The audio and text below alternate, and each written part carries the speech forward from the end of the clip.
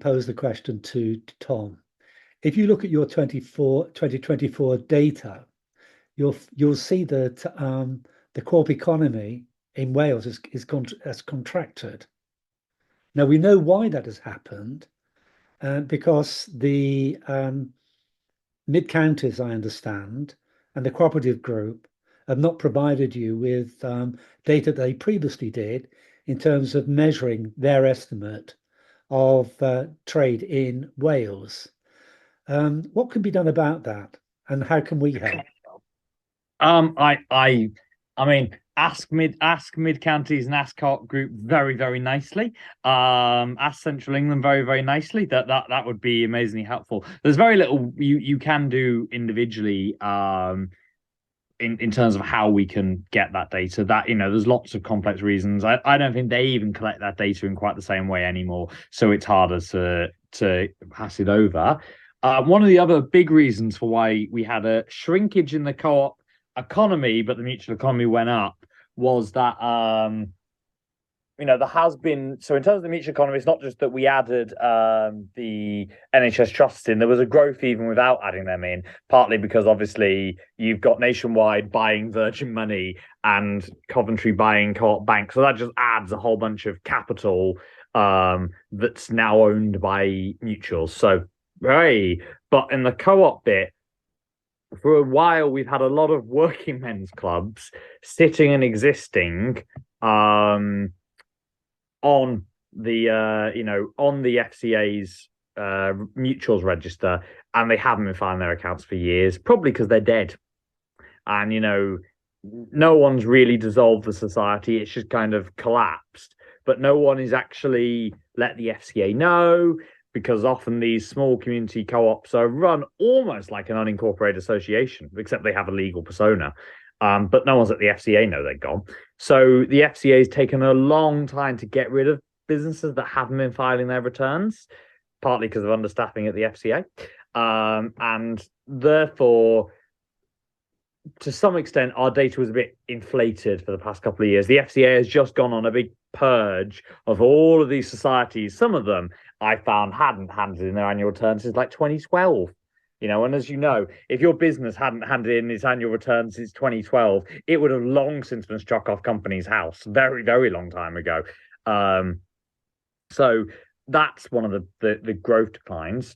And part of that is you've seen a continued decline in working men's clubs and these sort of community-owned spaces. And one of the big, I think, takeaways, partly if you look at the data out of the US election, of why there is an anger in the Western world that's driven by a lack of community spaces. There is nowhere for the community to be a community and come together.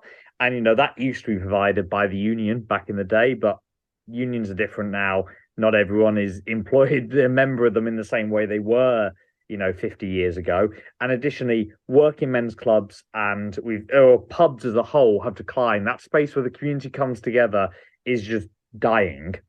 And really what we need is the support from government, support all those kind of places, be they regular pubs that, are not businesses, they're just regular businesses doing what they do. But we know they provide a really important part of communities coming together.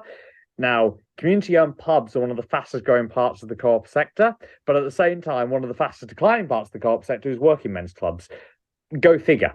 That, something that does a very similar business model, one is declining and the other is thriving. You get into a whole separate long discussion about why that is, but I don't believe that decline has to be inevitable.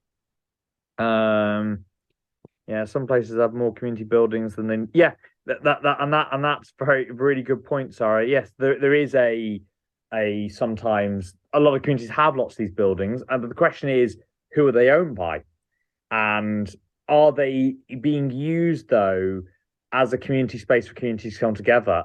There are some communities that have loads, and that's fine, but often you tend to find that in the communities that most need them, they're not there.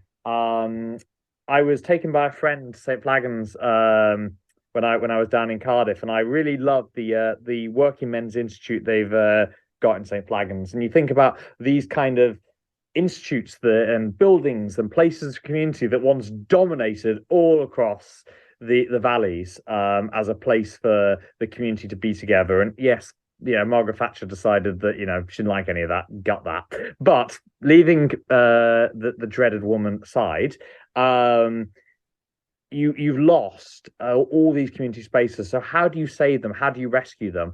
And there is partly business rates relief. How do you provide business rates relief? How do you provide that support from the pressures that you face on these community-owned buildings that will then allow communities to come together and create that community space? And that's, I think, the big unsolved question.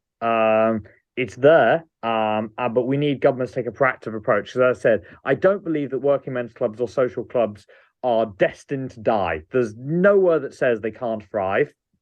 They are thriving in some places. So there's no reason why the old Labour clubs still can't going, and God bless them, there's no reason why the Tory clubs can't continue to exist too. And in truth, in some parts of the country, they're doing really, really well, and in other parts, they're on their arse and they're dying out. And then God love them, the Liberal clubs. They're still going in some places. I think there's one nearby to me. Not many of them left, but I don't know if anyone knows any in their communities. But these kind of places, can absolutely survive. There's no reason why they can't, and we really want all those different things to survive. But it needs support in terms of all pubs and all these kinds of small buildings. Be it the energy costs are massive, and providing the cheaper, affordable energy. Well, partly that comes from community energy, but also retrofitting some of these buildings, which comes back to that problem that they need support in retrofitting. They need access to capital. Credit unions provide part of the solution. So there's a co-op solution to how we grow other types of co-ops, but we really need government support to take that as a serious objective to want to grow.